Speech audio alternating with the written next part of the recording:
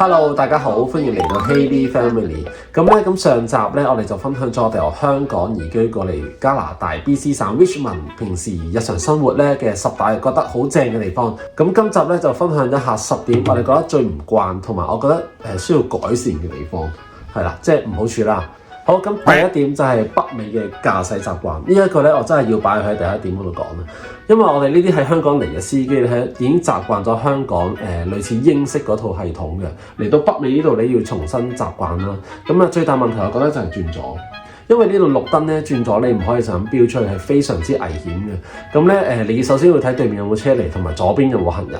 係啦，咁轉右咧，雖然話呢度綠燈紅燈都可以右轉，咁但係綠燈咧，你都要睇下右邊嗰個行人嗰個燈咧係咪綠燈，因為呢度咧車同行人嘅燈咧係冇關係嘅，好多時候你綠燈咧佢都可以綠燈嘅。就算而家咧，即使我習慣咗咧，但係我都覺得好大問題啊，因為呢度城市嘅人咧已經多咗啦，人多車多，咁呢一種系統好容易引發呢啲交通意外。咁講到交通意外，俾啲數據大家睇下。根據2024年世界衛生組織咧，每10萬人入邊咧，交通意外嘅死亡率咧，全世界嚟講大概係15度啦。咁加拿大呢度唔算多嘅，係4.7人左右。但係你知唔知香港係幾多？香港咧大概係1.5左右，係少3倍。唔係話加拿大呢度唔好，但係香港應該係交通意外死亡率全世界入邊咧其中之一個最低嘅地區之一。咁我覺得最大問題就係呢度嘅交通設計造成嘅，即係唔係話加拿大呢度嗰啲駕駛者咧揸得差啊，係我覺得都好禮讓嘅，但係佢嘅設計呢一度咧，你轉左成日我哋見過幾次㗎啦，就係轉左嗰陣時咧兩架車一齊大撞，咁嗰啲咧通常都撞得幾嚴重下。係轉左同直行嘅車係啊，因為而家呢度人同車已經多咗好多，我覺得應該係啲繁忙啲嘅城市路口加多啲綠色箭嘴燈，咁保障行人同埋駕駛者咧可以安全咁樣使用咯。因為呢度咧咁嘅設計咧可以方便咧長時間咧你嘅路咧都係綠燈直行，即係我哋成日可以連續過5-6條街都係綠燈㗎嘛，咁個行車時間可以節省少少咯，但係就犧牲咗我覺得犧牲咗啲行人同埋駕駛者嘅安全。咁第二點咧就係公共交通冇咁方便嘅。首先巴士咧個路線已經唔係好多啦，咁另外就班次亦都少嘅。咁有一次咧我哋就去接小朋友啦，咁其實係好趕㗎啦已經，跟住之後架巴士咧就唔知點解無啦啦就停咗喺路邊唔行，咁我諗都有2-3個字就停咗，咁我唔知道佢係因為佢要喺度等人啦，定係因為佢早咗啦，係啊，接受翻個班，唔知咩原因，總之佢就係唔行，跟住最後搞到我哋接唔接小朋友，要揾朋友咧幫我哋接，咁所以個時間係真係好難預。好多時我哋搭巴士咧就會預早一班車嘅，咁地鐵亦都係啦，佢個地鐵站都唔係話非常多，咁所以可能你都預咗要行一段距離咁樣咯。因為呢個始終人口少，養唔起咁多條巴士線同埋班次。最近都係話因為 transit 好似有財困嘅問題啦，咁都有 propose 話要 cut 啲巴士線，再 cut 少啲啦，大家小心啲啊！如果坐巴士嘅各位。好啦，第3點就係無論政府部門啦、公營啦、私營機構咧嘅效率都冇香港咁高，而且咧出錯率都幾高嘅。咁喺香港咧公私營部門都好啦，其實我哋嘅效率算係非常之快嘅。咁嚟到我都預咗嘅，咁我預咗佢慢嘅，但係咧我冇諗過佢會錯，而且咧錯咧係錯到飛起嘅，咩錯都可以嘅。咁講翻嗰陣時咧，我去 ICBC 嗰度考車牌啦，考個學牌。我哋做完個筆試之後咧，有個同事就直接攞咗黃紙學牌啦。咁我咧就做完筆試之後咧就冇學牌嘅。咁咧另外個同事咧做完筆試之後，佢冇做學牌不特止，佢係冇影相啦，冇做視力測試咧，乜都冇嘅。係每個人嘅情況都唔同嘅呢度，而且網絡上都見過啦，出 PR 都好啦，PR 嚟到個名係錯㗎啦。所以我覺得呢度你要熟過嗰個職員，即係個程序啊，出嚟嘅結果係點樣。由你見到個問題嗰陣時咧，即刻就可能要提醒嗰間公司或者部門。咁第4點咧就係醫療系統嘅問題。雖然話呢度咧如果我哋有 MSP 咧，基本上睇醫生都係免費嘅。咁但係咧，首先係家庭醫生好難揾啦。而家啲診所咧係唔收新症㗎啦。我哋如果要揾家庭醫生咧，要去揾一啲新開嗰啲診所，跟住嗱嗱聲跑過去長期讀住邊度有新開嘅診所。係啦，你好好彩，我哋嚟到1年內就揾到家庭醫生，其實係好快。好多人係嚟咗可能2-3年都未必有家庭醫生，係要去睇 walk-in 嗰啲醫生。walk-in 嗰啲就可能唔會幫你記錄翻你啲病歷，但係都會睇你嘅。不過你就要有啲就係啦，有籌啦。如果敷咗，你都未必睇到嘅。係非常之大嘅問題，因為呢個真係關係到每個人咧。你病嗰陣時，你冇醫生睇係好慘。我仲有一單嘢咧，我想分享一下，就係我嚟到1年啦。我覺得最離譜有一次，我喺公司嗰度咧，有一日有個客人咧暈低咗，咁大家都唔敢掂佢啦，咁啊即刻去叫救護車啊、報警嗰啲啦。咁我15分鐘之後，我經過去睇下啦，個客人仲瞓咗喺度。咁半個鐘之後咧，警察出現咗啦。我心諗，喂，半個鐘都未嚟白車，佢係咪因為係新嚟啊旅客嗰啲驚叫救護車或者去醫院咧嗰啲費用好勁嗰啲？跟住後尾咧唔係喎，佢係原來已經佢朋友都幫佢叫咗白車，跟住你估下後尾幾耐白車先嚟到？2個鐘。1個鐘唔係2個鐘，係2個鐘之後救護員先到，嚟用擔架床抬走咗佢。嗰下真係覺得唔係啊嘛！喂，如果我係中風啊或者乜嘢身體真係有乜大毛病，心臟病發，等2個鐘，你都唔使送我去醫院啦。個醫院唔係好遠嘅咋，佢個醫院車程大概5分鐘就到㗎啦。我有聽過朋友講話呢度會將流血擺落去緊急度嘅。咁如果下次暈低，如果你割我一刀先。同埋呢一度仲有一樣嘢就係 call 白車係要收錢嘅。係啊，你俾咗錢，去到2個鐘先嚟喎，2個鐘喎，大佬。雖然啦，你去到醫院，可能你都喺醫院入面等2個鐘。呢度嘅醫療真係相比香港咧，我覺得問題好大。第5點就係工作機會咧少啲，同埋咧人工咧相對低啲嘅。即係咧因為香港其實係出名好高人工，喺全世界嚟講咧，香港都係人工算係好高嘅一個地區，而且稅率低。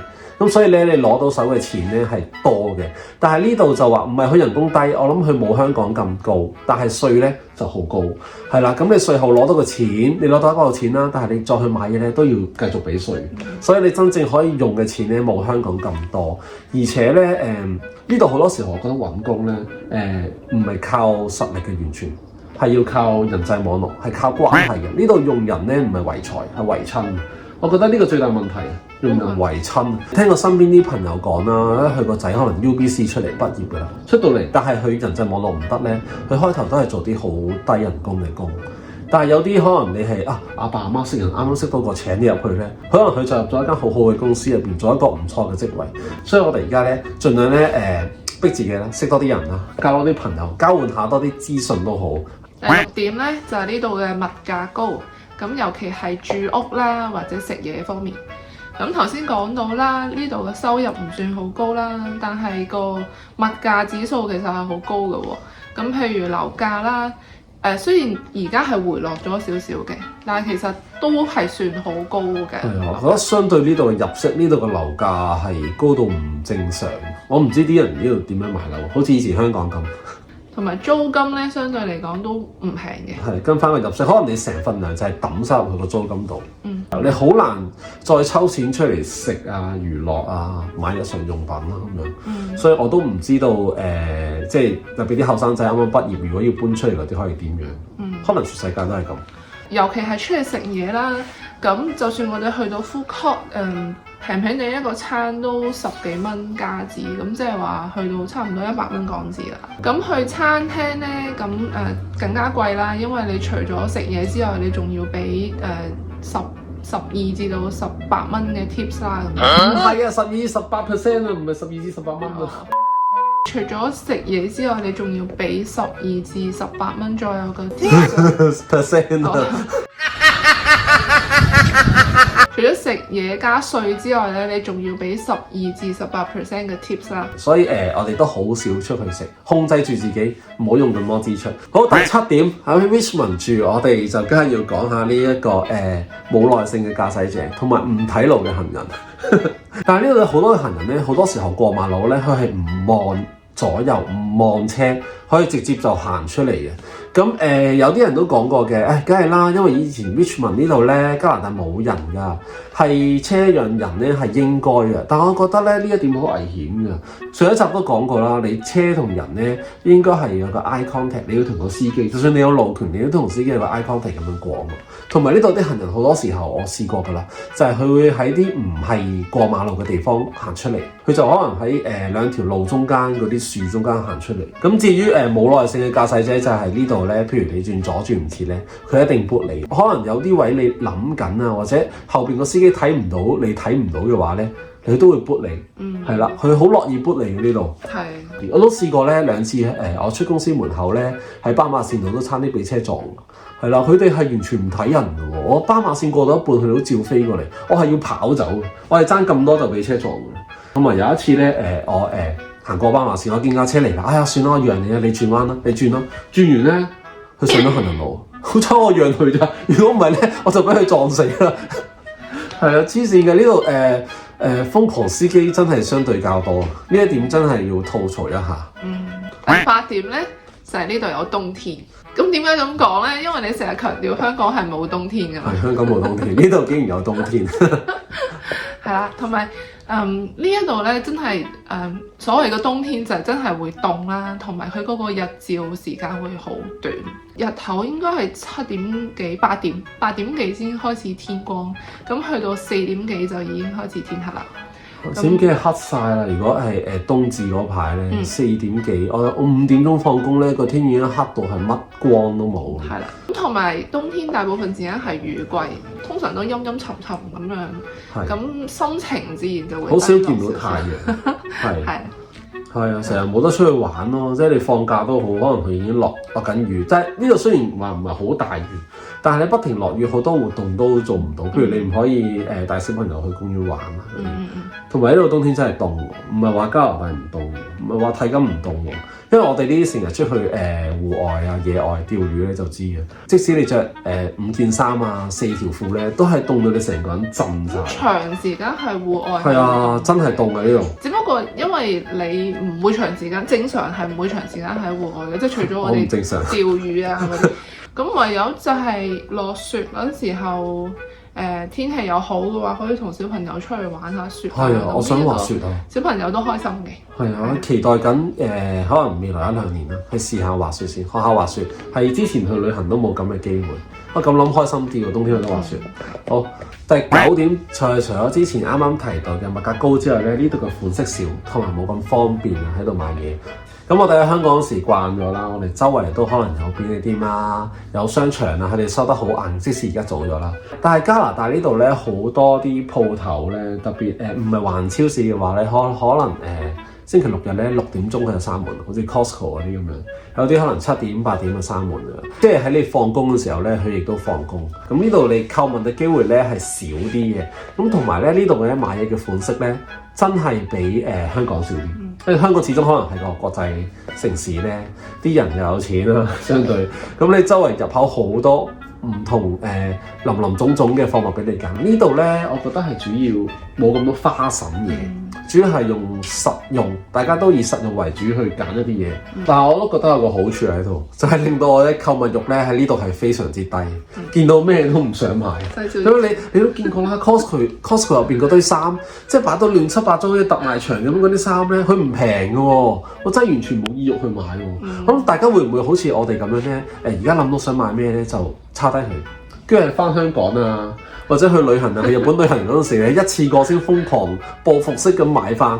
咁慘啦，唔會促進本地消費啊！但係真係消費唔到啊，大佬！你人工又唔係高，但係呢啲又貴，又覺得嚟咧唔靚喎，同埋你唔開門喎。其實我諗全世界好多地方都係咁嘅，因為我哋始終可能因為香港太方便，唔係算係缺點嘅，但係就可能係冇咁好嘅地方咯。第10點咧，但係通脹明顯啦。我哋之前咧喺香港嗰陣時咧，因為港紙就同美元掛鈎啦，咁我哋大部分時間咧唔會覺得啲物價係好貴嘅，因為最近呢幾年咧美金都好強勢啦，同埋好多嘢係大陸運過嚟啦，所以我哋唔係好覺得有乜嘢唔同嘅。好啦，但喺加拿大呢度咧就唔同啦，我真係 feel 到個通脹好明顯嘅，可能因為嘅加紙近年咧又係咁跌啦對美金，咁我哋好多嘢都係美國入口噶嘛，咁啊相對嗰個通脹嘅壓力咧會好高咯。我哋嚟咗一年咧，我真係譬如咧去超市買肉咧，見住啲肉價咧係咁升得都幾多下。雖然佢哋話加拿大啲肉好平啊，但係我嚟到之後我唔覺得特別平。咁啊，加上咧而家美國同加拿大咧有呢個關稅嗰啲貿易戰啦，我諗嚟緊咧，如果再加埋關稅咧，呢度嘅通脹又會更上一層樓。係啊，咁我哋呢作為呢啲普通嘅平民咧，可能就要面對新一輪嘅通脹壓力啦。係啦，咁所以喺加拿大呢度咧，呢個通脹問題真係好明顯咯。我諗可能真係全世界都係嘅，因為有俄烏戰爭啊嗰啲啦，令到嗰啲咩穀物啊、飼料係咁升一啲價格。咁但係香港好似呢個問題冇咁嚴重，呢度就好嚴重啦個通脹問題。真係唯有只可以諗辦法，睇下賺多啲錢啦，咁啊增加收入咯。你哋咁多埋怨嘅，你香港都冇咁多埋怨咯。係啊，香港又點會有埋怨啫？香港冇埋怨，我就係為咗有埋怨先嚟加拿大啫嘛。咁頭先咧就講10點啦，我哋覺得加拿大有啲唔好嘅地方或者可以改善嘅地方嘅10點啦，我哋未習慣嘅。咁其實我覺得再講落去我都講唔到嘅。係啦，其實又點知10點咧？係咪大家都係啦？咁如果大家對我哋以上10點有啲共鳴嘅，或者有其他方面咧都覺得麻麻地，想反映一下、發泄一下又好啦，都歡迎留言話俾我哋知。咁同埋大家如果中意我哋啲加拿大分享系列嘅咧，可以 like、subscribe、share 同埋留言話俾我哋知啦。咁我哋將來可以再拍多啲加拿大分享系列。咁今集就係咁先啦，同大家講再見先，拜拜。